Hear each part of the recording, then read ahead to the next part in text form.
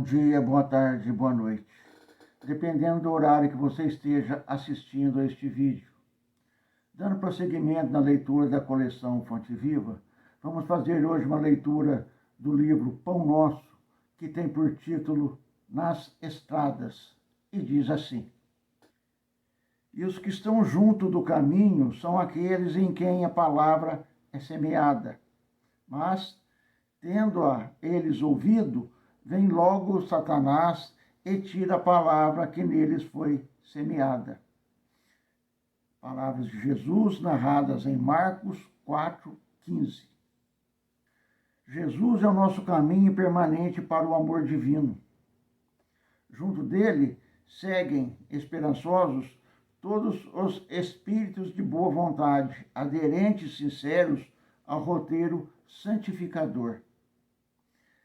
Dessa via bendita e eterna procedem as sementes da luz celestial para os homens comuns. Faz-se imprescindível muita observação das criaturas para que o tesouro não lhes passe despercebido. A semente santificante virá sempre entre as mais variadas circunstâncias. Qual ocorre ao vento generoso que espalha entre as plantas os princípios da vida espontaneamente, a bondade invisível distribui com todos os corações a oportunidade de acesso à senda do amor. Quase sempre a centelha divina aparece nos acontecimentos vulgares de cada dia, num livro, numa particularidade insignificante do trabalho, na prestimosa observação de um amigo. Se o terreno de teu coração vive ocupado por ervas daninhas, e se já recebeste o princípio celeste, cultiva-o com devotamento, abrigando-o nas leiras de tua alma. O verbo humano pode falhar, mas a palavra do Senhor é imperecível. Aceita-a, cumpre-a, porque se te furtas ao imperativo da vida eterna, cedo ou tarde o anjo da angústia te visitará o espírito, indicando-te novos rumos. Aí está, meus irmãos, mais uma bela página trazida pelo nosso irmão Francisco Cândido Xavier, pelo ditado do nosso irmão Emanuel. Dessa vez, o enfoque é sobre as oportunidades que aparecem na nossa vida, ou seja, a palavra de Deus que é semeada em todos os cantos desse universo. Assim, cabe a nós observar para que possamos aprender e observar estas sementes que são lançadas das formas mais comuns possíveis para que estejam ao alcance de todos. A palavra do amigo é um acontecimento que parece ser tão natural, mas que, em verdade, é uma demonstração de amor, de carinho por parte do nosso próximo. Sempre que nós estivermos atentos, nós vamos observar a graça de Deus se manifestando por todos os cantos, por todos os lados. Mas é preciso de ter olhos para ver.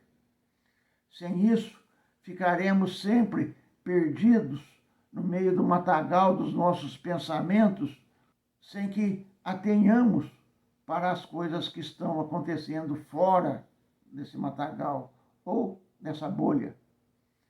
Porque, em geral, a nossa preocupação é com os valores materiais, ou seja, quanto que eu ganho, quanto que eu vou ganhar, quanto que eu vou subir no meu serviço, quantas oportunidades eu vou ter no meu status social, quanta importância os outros acham que eu tenho, quanta importância eu acho que eu tenho, e por aí vai.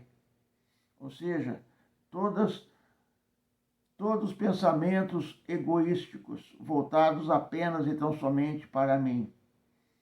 Mas, quando nós acordamos para uma realidade maior, quando nós acordamos para as verdades do Espírito, nós compreendemos que tudo isso é passageiro, que tudo isso vai acabar logo ali, no túmulo.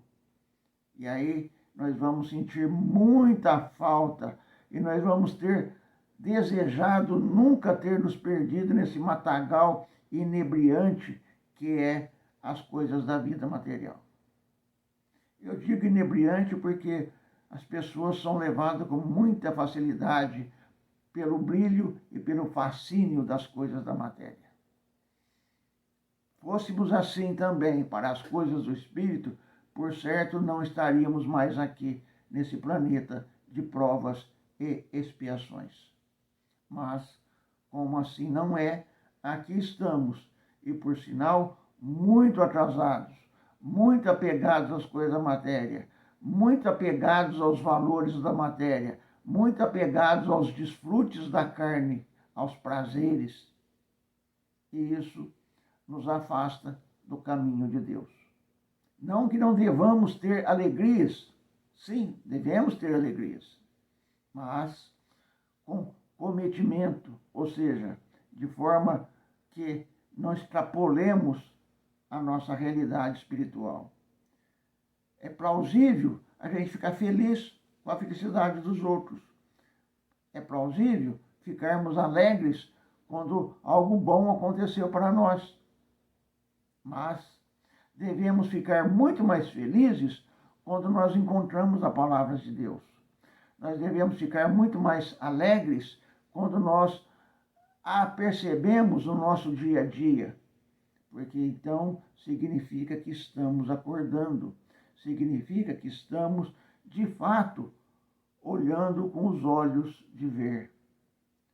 A realidade, muitas vezes, vem mascarada com situações de uma coisa dizendo outra. Por isso é preciso olhar o que de fato é de Deus e o que de fato é de Satanás. Porque, como ele diz lá no início, aqueles que estão ao nosso lado é onde nós semeamos a palavra. Mas, se aquele em qual foi semeada a palavra não estiver atento, vem o Satanás e semeia a palavra dele, deixando soterrada a palavra de Deus. Considerando que Satanás seria o mundo material, nós vemos claramente aí que as coisas da matéria, o fascínio da matéria, se sobrepõem às coisas do Espírito, ou seja, a palavra de Deus, aos ensinamentos do Mestre Jesus. Com essa situação, nós nos perdemos nesse dilúvio de informações, de desejos, de sensações que é o mundo material. É necessário que nós retornemos a nós e lá dentro de nós nos perguntemos: o que é importante para mim? O que eu de fato quero? O que eu preciso? Se as nossas respostas forem: eu preciso seguir o caminho da elevação espiritual, eu preciso, de fato, de estar atento para perceber as palavras de Deus se manifestando ao nosso redor, então nós estamos no caminho certo. Porque se forem as palavras: eu quero ter muita alegria, muita paz, muita serenidade, eu quero ter o desfrute, eu quero ter a felicidade da matéria, eu quero estar junto com meus amigos, festejando, então você está no caminho errado. Porque nada impede que você faça tudo isso. Mas é necessário que você tenha o discernimento acerca da sua condição espiritual. Porque tudo aqui passa. Nós passamos aqui. Nós somos viajantes. E como tal, nós retornaremos ao nosso local de origem. Peçamos a Deus que voltemos melhor do que quando aqui chegamos. Porque, em realidade, é isso que nós viemos aqui fazer, nos melhorar. E se não conseguimos nos melhorar, já é ruim. E se nós nos pioramos, então é mais ruim ainda. Lembremos da parábola das núpcias.